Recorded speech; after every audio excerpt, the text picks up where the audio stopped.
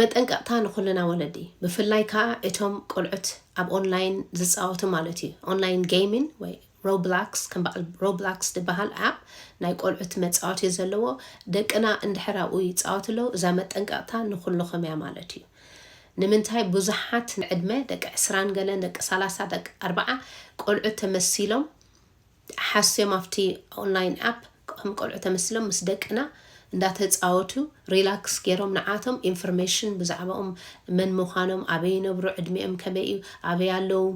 ኩሉ ነገር እዚ ስለ ዝረኽብዎ ዘለው ብከምኡ ገይሮም እውን በቲ ኦንላይን ሎኬሽን ኣበይ ከም ዘለው ፈሊጦም ይሰርቆም ኣለው ወይ ከዓ ኪድናፕ ይገብሮም ኣለው ማለት እዩ ብዙሕ ኣብዚ ማዕከናት ዜና ዝመፅእ ዘሎ ኣብዚ ሕጂ ግዜ እዚ ኣብ ቲክቶክ ኣብ ካልእ ሶሻል ሚድያ እንድሕር ትሪእዎ ኣለኹምን ብዙሓት ወለዲ መፅኦም ይዛረብለው ተጠንቀቑ ይብልለው ማለት እዩ ስለዚ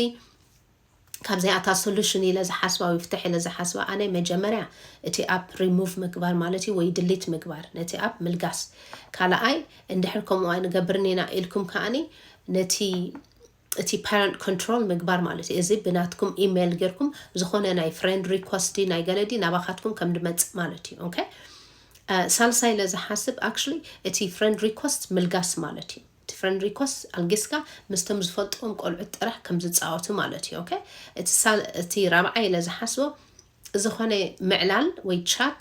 ብታይፕ ገይሮም ቻት ዲ ዋላ ብቮይስ ቻት ዲ እዚ turn off ምግባር ማለት እዩ ኦፍ ክትገብሮ ትኽእል ኢኻ ወይ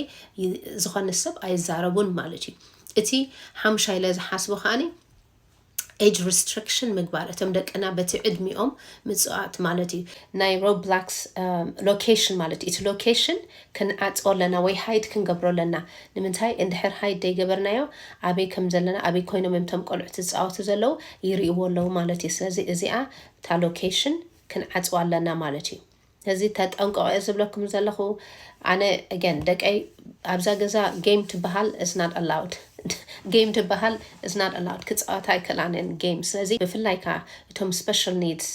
ደለውና ቆልዑት ንጠንቀቕ ኣብዚ ይብል ማለት እዩ መጀመርያ game ብዙሕ እንድሕር ፃወትለው እዚ ካብቲ social skills ይወስዶም ዘሎ መብዛሕትኡ ግዜ ኣብ game እንድሕር ይውዕልለው ምስቶም ካልኦት ቆልዑት ኣይፃወትን እዮም ማለት ስለምንታይ እቲ virtual reality ብጣዕሚ ይስሕቦም ስለዝኾነ ብጣዕሚ ሪላክስ ይገብሮም ነንደኑ ቆልዑት ዋላ ንዓበይቲ እዚ እቲ ናቶም ናይ ተኽእሎ ናይ addiction ካላዕሊ ስለዝኾነ we have to be careful ኣብዚ ማለት እዩ ተተኻኢሉ